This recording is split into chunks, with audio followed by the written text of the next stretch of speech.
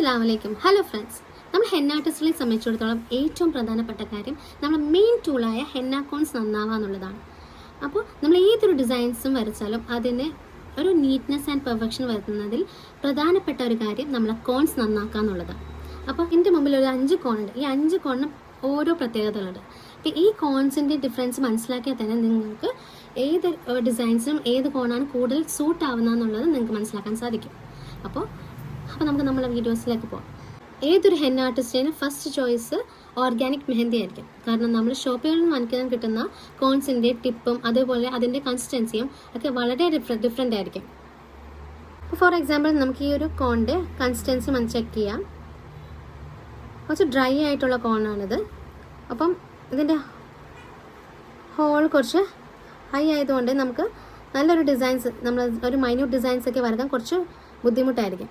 അതുകൊണ്ട് തന്നെ നമ്മൾ എത്ര പെർഫെക്റ്റിൽ വരക്കാൻ ശ്രമിച്ചാലും കുറച്ചധികം പോരായ്മകൾ നമുക്ക് ആ ഡിസൈൻസിൽ കാണാൻ സാധിക്കും. നമുക്ക് ഇനി ഓർഗാനിക് കോൺസിൻ്റെ കൺസിസ്റ്റൻസി ഡിഫറെൻ്റ് ആയതുകൊണ്ട് തന്നെ നമ്മളിതിൻ്റെ ടിപ്പ് ചെറുതായിട്ട് കട്ട് ചെയ്താൽ മാത്രം മതി. ഓർഗാനിക് കോൺസിൻ്റെ കൺസിസ്റ്റൻസി നല്ല സ്മൂത്ത് ആയിരിക്കും.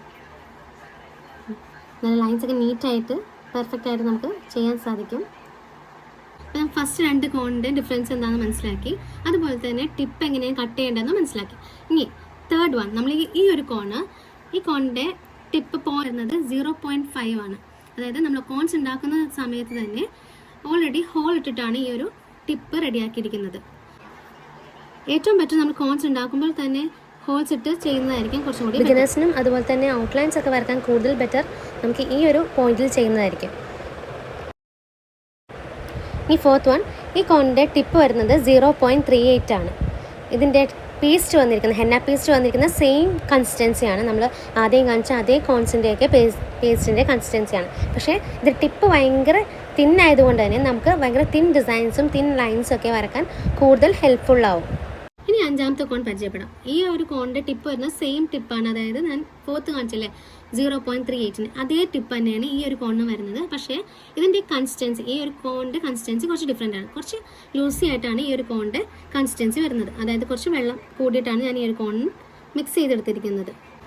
ഞാൻ കൂടുതലും യൂസ് ചെയ്യുന്നത് ഈ ഒരു കൺസിസ്റ്റൻസിയാണ്. അതായത് 0.38ൻ്റെ പോയിന്റിൽ വരുന്ന കുറച്ച് ലൂസി കോണാണ് കൂടുതലും യൂസ് ചെയ്യാറ്.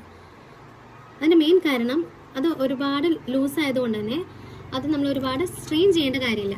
പക്ഷെ അത് ഒരുപാട് പ്രാക്ടീസിലൂടെ മാത്രമേ സാധിക്കുള്ളൂ. കൂടുതലും ആർട്ടിസ്റ്റുകളും യൂസ് ചെയ്യുന്നതും ഈ ഒരു കൺസിസ്റ്റൻസിയുള്ള കോൺസ് ആയിരിക്കും. ഞാൻ ഈ കോൺ യൂസ് ചെയ്യാനുള്ള മെയിൻ കാരണം നമ്മൾ ഒരുപാട് വരച്ച് കഴിയുമ്പോൾ നമ്മളുടെ ഈ ഫിംഗറിന് താഴെയായിട്ട് നമുക്ക് ഒരുപാട് പെയിൻ വരാറുണ്ട്.